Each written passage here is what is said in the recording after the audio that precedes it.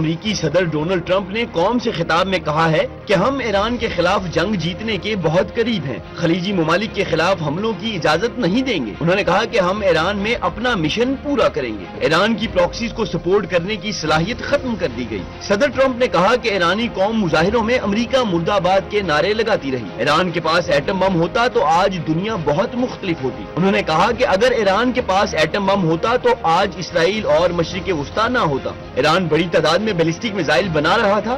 امریکی صدر Donald Trump نے اپنے خطاب میں کہا کہ ایران جلد ایسے میزائل بنا لیتا جو امریکہ پہنچ جاتے۔ انہوں نے کہا کہ کسی میں ہمت نہیں تھی کہ ایران کو روک سکے۔ ہم نے ایران کے خلاف بنیادی اہداف تقریباً مکمل کر دیے ہیں۔ انہوں نے کہا کہ ایران میں رجیم چینج ہمارا مقصد نہیں تھا۔ صدر ٹرمپ کا مزید کہنا تھا کہ ایرانی حکومت امریکہ مرد آباد، اسرائیل مرد آباد کے نعرے لگاتے رہے۔ ایرانی نیوی ختم ہو چکی، کئی ایرانی لیڈر مارے جا چکے۔ ایران کی امریکی عوام سے کوئی دشمنی نہیں اور نہ ہی ایران ان کے لیے خطرہ ہے۔ ایرانی صدر مسعود پزشکیان کا امریکی عوام کے نام کھلا خط۔ ایرانی صدر مسعود پزشکیان نے اپنے خط میں کہا کہ ایران کو ایک خطرے کے طور پر پیش کرنا نہ صرف موجودہ حقائق کے منافی ہے بلکہ تاریخی تناظر میں بھی درست نہیں۔ ان کا کہنا تھا ایران کے اہم انفراسٹرکچر پر حملے دراصل ملک کو نشانہ بنانے کے مترادف ہے جن کے اثرات خطے سے باہر تک محسوس کیے جا سکتے ہیں۔ صدر ڈونلڈ ٹرمپ کے امریکی عوام سے خطاب میں ایران کے خلاف جنگ جاری رکھنے کے اعلان کے بعد عالمی منڈی میں خام تیل کی قیمتوں میں بھی نمایاں اضافہ ہو گیا۔ عالمی سطح پر برطانوی معیار کا خام تیل 4% اضافے کے بعد $105.55 فی بیرل تک جا پہنچا، جبکہ امریکی خام تیل بھی 3% اضافے کے ساتھ $103 فی بیرل کی سطح پر ٹریڈ کر رہا ہے۔ ماہرین کے مطابق خطے میں ممکنہ عسکری کارروائیوں اور سپلائی متاثر ہونے کے خدشات کے باعث سرمایہ کاروں نے محتاط رویہ اختیار کیا ہے جس کا براہ راست اثر عالمی توانائی مارکیٹ پر پڑ رہا ہے۔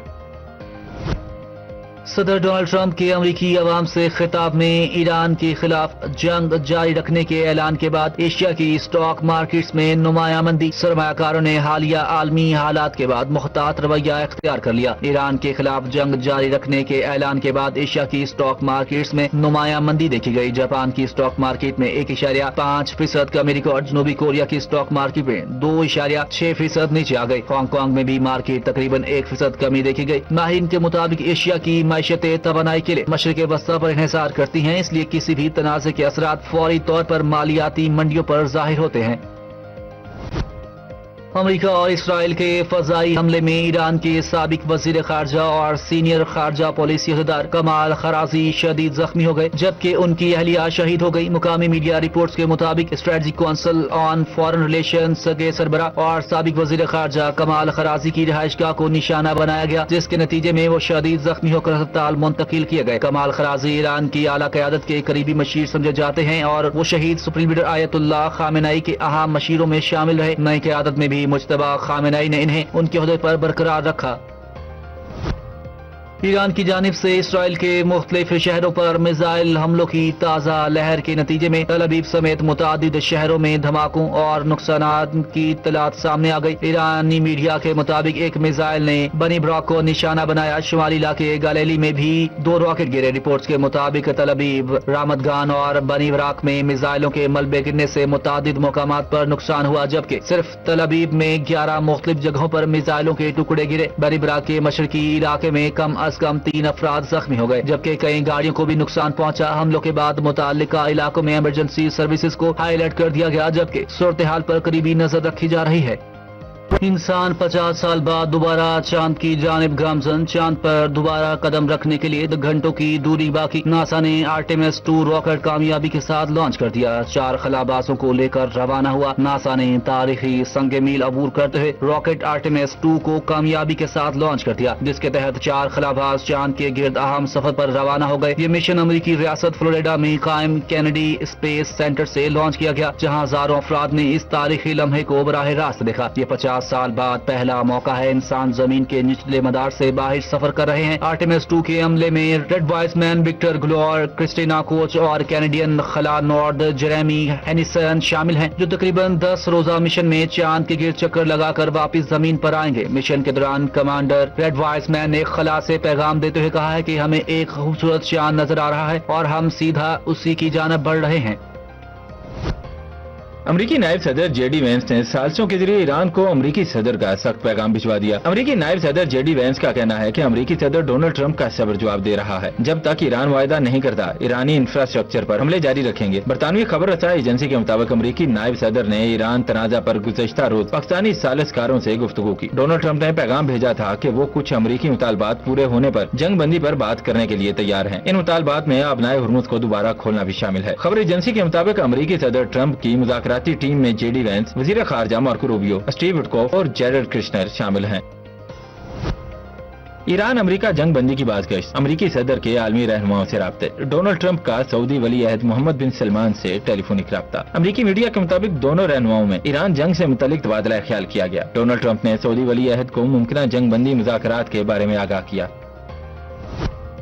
ایران نے امریکی صدر ٹرمپ کا جنگ بندی کی درخواست کا دعویٰ مسترد کر دیا۔ ایرانی وزیر خارجہ سید عباس عراقچی نے کہا ایران نے سیز فائر کے لیے کوئی درخواست نہیں دی۔ پائے نکاتی مبینہ منصوبہ صرف قیاس آرائی ہے، نقصانات کے ازالے تک جنگ اور چارے کو سزا دیتے رہیں گے۔ ادھر ایرانی وزارت خارجہ کی بھی صدر ڈونلڈ ٹرمپ کی جنگ بندی سے متعلق بیان کی تردید۔ ایرانی وزارت خارجہ کے مطابق دنیا میں اب کوئی بھی امریکی سفارتکاری پر بھروسہ نہیں کرتا۔ امریکہ مذاکرات کو اپنے مطالبات مسلط کرنے اور سفارتکاروں کو طاقت کے استعمال کی راہ ہموار کرنے کے لیے استعمال کرتا ہے۔ ایرانی وزارت خارجہ کے مطابق سپریم لیڈر مجتبی خامنئی مکمل صحت مند اور خیریت سے ہیں۔ جنگی حالات کی وجہ سے مجتبی خامنئی عوام کے سامنے نہیں آ رہے۔ ایرانی وزارت خارجہ کا کہنا تھا کہ جنگ کو امریکہ اور اسرائیل نے شروع کیا۔ تہران مسلط کی گئی جنگ میں اپنا دفاع کر رہا ہے۔ پاسداران انقلاب نے بھی امریکی صدر ڈونلڈ ٹرمپ کے جنگ بندی سے متعلق بیان کی تردید کرتے ہوئے کہا کہ آبنائے ہرمز کو امریکی صدر کی مضحکہ خیز نمائش سے نہیں کھولا جائے گا۔ آبنائے ہرمز مضبوط اور مکمل کنٹرول میں ہے۔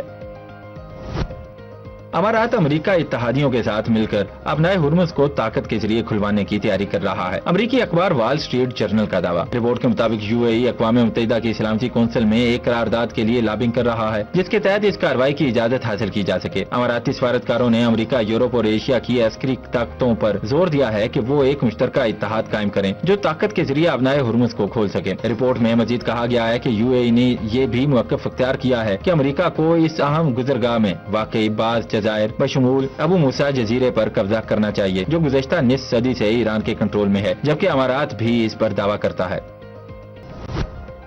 پاسداران انقلاب نے ایران کی طرف سے سعودی عرب میں امریکی پائلٹوں اور لڑاکا طیاروں کے عملے پر بڑے حملے میں بھاری جانی نقصان پہنچانے کا دعویٰ۔ بریگیڈیئر جنرل سید ماجد موسوی کا کہنا ہے کہ الخرج علاقے میں مقیم 200 امریکی پائلٹوں اور عملے کی رہائش گاہیں میزائلوں اور ڈرون سے نشانہ بنائی گئی۔ اس علاقے میں امریکہ کا ایواکس طیارہ بھی تباہ کیا گیا۔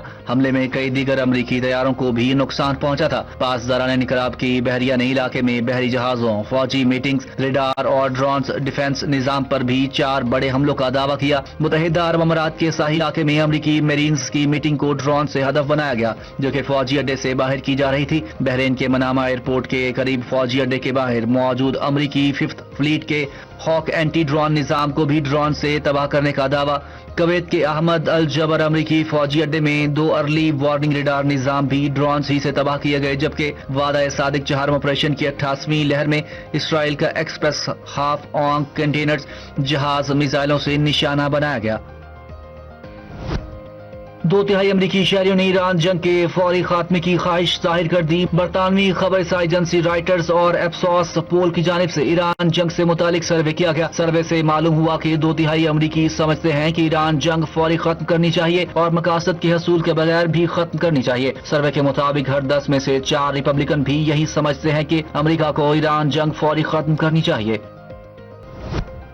وزیر اعظم شہباز شریف کی زیر صدارت مالیاتی معاشی اثرات سے بچاؤ کے لیے لائحہ عمل مرتب کرنے پر اجلاس۔ حکومتی اقدامات پر عمل درآمد اور دیگر امور کا جائزہ لیا گیا۔ وزیر اعظم نے کہا کہ ممالک کو حالیہ صورتحال میں اشیاء ضروریہ کی طلب و رسد کا توازن برقرار رکھنے میں مشکلات ہیں۔ پاکستان اس مشکل صورتحال کو بڑی کامیابی اور مؤثر طریقے سے حل کر رہا ہے۔ اشیاء ضروریہ کی طلب و رسد میں ہنگامی صورتحال کی روک تھام کے لیے اقدامات لائق تحسین ہیں۔ وزیر اعظم شہباز شریف نے کہا حکومت معاشی استحکام اور عوامی فلاح کے لیے ضروری اقدامات جاری رکھے گی۔ زراعت و صنعت کی پیداوار پر اثرات روکنے کے لیے دستیاب ذرائع کو بروئے کار لایا جائے گا۔ شہباز شریف نے کہا حکمت عملی مرتب کرنے میں بیرونی اور اندرونی میکرو اکنامک اثرات کو بھی جانچا جائے۔ وزارتیں، ادارے روزانہ موجودہ صورتحال کے تناظر میں معاشی اثرات کا جائزہ لے رہے ہیں۔ وزیر اعظم شہباز شریف کی زیر صدارت نوجوانوں کے لیے ملازمت کے مواقع سے متعلق جائزہ اجلاس۔ وزیر اعظم کو بیرون ملک اور قومی سطح پر نوجوانوں کے لیے ملازمت کے مواقع کے اقدامات پر بریفنگ دی گئی۔ وزیر اعظم نے رانا مشہود کی سربراہی میں پی ایم یوتھ پروگرام کی کارکردگی پر اطمینان کا اظہار کیا۔ وزیر اعظم نے نوجوانوں کو تکنیکی اور فنی تربیت فراہم کرنے کے حوالے سے اقدامات میں تیزی لانے کی ہدایت کی۔ وزیر اعظم نے کہا، نیو ٹیک میں اصلاحات سے نوجوانوں کو تکنیکی تربیت کی فراہمی میں بہتری آئی ہے۔ نیو ٹیک کے جامع تربیتی پروگرام کے مثبت نتائج آنا شروع ہو گئے ہیں۔ انہوں نے کہا، نوجوانوں کو بین الاقوامی سرٹیفکیشن کے ساتھ فنی اور تکنیکی تربیت ترجیح ہے۔ مشرق وسطی جنگی صورتحال۔ فروری کے مقابلے میں مارچ میں مہنگائی کی شرح میں 1.18% اضافہ ریکارڈ۔ وفاقی ادارہ شماریات نے مہنگائی سے متعلق ماہانہ رپورٹ جاری کر دی۔ مارچ 2026 میں مہنگائی بڑھنے کی سالانہ شرح 7.30% ہوگی۔ رپورٹ کے مطابق وزارت خزانہ نے مارچ کے لیے مہنگائی کا تخمینہ 7.5 سے 8.5% لگایا تھا۔ جولائی 2025 سے 2026 میں اوسط مہنگائی 5.67% رہی۔ ادارہ شماریات کے مطابق مارچ 2025 میں مہنگائی کی سالانہ شرح 0.7% تھی۔ گزشتہ دیہات میں ماہانہ بنیاد پر مہنگائی کی شرح 0.96% بڑھی، جبکہ مہنگائی کی سالانہ شرح 7.17% رہی۔ مارچ میں شہروں میں مہنگائی کی سالانہ شرح 7.39% رہی۔ چیئرمین پیپلز پارٹی بلاول بھٹو زرداری کی سربراہ جمعیت علماء اسلام مولانا فضل الرحمان سے ملاقات۔ سابق وزیر اعظم راجہ پرویز اشرف اور نیر بخاری کی شرکت۔ پارٹی ذرائع کے مطابق ملاقات میں ملکی سیاسی اور علاقائی صورتحال پر تبادلہ خیال کیا گیا۔ گورنر پنجاب سردار سلیم حیدر خان سے رہنما پیپلز پارٹی قمر زمان کائرہ کی ملاقات، جہاں آرا وٹو اور منشا اللہ بٹ سمیت دیگر کی شرکت۔ ملاقات میں ملکی مجموعی سیاسی صورتحال پر تبادلہ خیال۔ گورنر پنجاب نے کہا، پیپلز پارٹی نے ہمیشہ ذاتی مفاد سے بالا تر ہو کر ملکی مفاد کو ترجیح دی ہے۔ ملکی ترقی کے لیے موجودہ حکومت کے ساتھ ہر ممکن تعاون کریں گے۔ سردار سلیم حیدر خان نے کہا، موجودہ حکومت کے ساتھ پیپلز پارٹی کا اتحاد ملک کے وسیع تر مفاد کے لیے ہے۔ پیپلز پارٹی نے جمہوریت کے لیے سب سے زیادہ قربانیاں دی ہیں۔ گورنر پنجاب نے کہا کہ بلاول بھٹو نوجوانوں کے لیڈر ہیں۔ پیپلز پارٹی کے علاوہ کسی بھی سیاسی جماعت کے پاس نوجوان قیادت نہیں ہے۔ نوجوان نسل بلاول بھٹو کو وزیر اعظم بنانے میں اپنا کردار ادا کرے۔ آئی جی ریلویز محمد وسال فخر سلطان کی زیر صدارت ویڈیو لنک اجلاس ڈویژنز کی آپریشنل کارکردگی کا جائزہ لیا گیا۔ جرائم پر قابو پانے، انسداد تجاوزات، چوری شدہ ریلوے مٹیریل کی ریکوری سمیت دیگر امور زیر غور آئے۔ اجلاس میں سیکورٹی انتظامات، سیکورٹی آلات کی دستیابی، ویلفیئر اقدامات، ہیلپ ڈیسک سروسز اور مجموعی نفری مسائل کا جائزہ لیا گیا۔ ایس آر پیز نے پیٹرول کی فراہمی میں تعطل اور آپریشنل ڈیوٹی کے اخراجات کے لیے کیش ریلیز نہ ہونے جیسے مسائل سے آگاہ کیا۔ آئی جی ریلویز نے کہا، ایس آر پیز کے مسائل وزیر ریلوے محمد حنیف عباسی کے نوٹس میں لائے جائیں گے۔ وزیر ریلوے کے ڈویژن کے مطابق ریلوے اراضی پر کسی بھی قسم کی تجاوزات برداشت نہیں کی جائیں گی۔ انہوں نے کہا، انسداد تجاوزات آپریشنز کو ترجیحی بنیادوں پر متعلقہ ڈویژنل سپرنٹینڈنٹس کے تعاون سے یقینی بنایا جائے گا۔ بغیر ٹکٹ مسافروں اور ملازمین کے خلاف زیرو ٹالرنس پالیسی سختی سے نافذ کی جائے گی۔ انڈونیشیا کے سمندر میں 7.8 شدت کا طاقتور زلزلہ آیا، جس کے بعد سونامی کا خطرہ پیدا ہو گیا۔ زلزلے کا مرکز ٹرنیٹ شہر سے تقریباً 120 کلومیٹر مغرب شمال میں واقع تھا اور اس کی ابتدائی گہرائی 10 کلومیٹر بتائی گئی ہے، جو بعد میں 35 کلومیٹر تک اپ ڈیٹ ہوئی۔ زلزلے کے بعد سونامی کا فوری خطرہ پیدا ہوا۔ امریکی سونامی وارننگ سسٹم نے خبردار کیا کہ زلزلے کے مرکز سے 1000 کلومیٹر کے اندر ساحلی علاقوں میں خطرناک سونامی لہریں آ سکتی ہیں۔ انڈونیشیا، فلپائن اور ملیشیا کے ساحلیوں پر خاص طور پر الرٹ جاری کیا گیا۔ زلزلے کے نتیجے میں ایک شخص کے ملبے تلے دب کر ہلاکت کی تصدیق ہوئی، جبکہ کئی عمارتوں کو نقصان پہنچا۔ نارتھ سولابیسی کے علاقے میں عمارتوں کے شیشے ٹوٹنے اور دیواریں پھٹنے کی اطلاعات ہے، تاہم بڑے پیمانے پر تباہی یا بڑی تعداد میں ہلاکتوں کی فوری طور پر کوئی تصدیق نہیں ہو سکی۔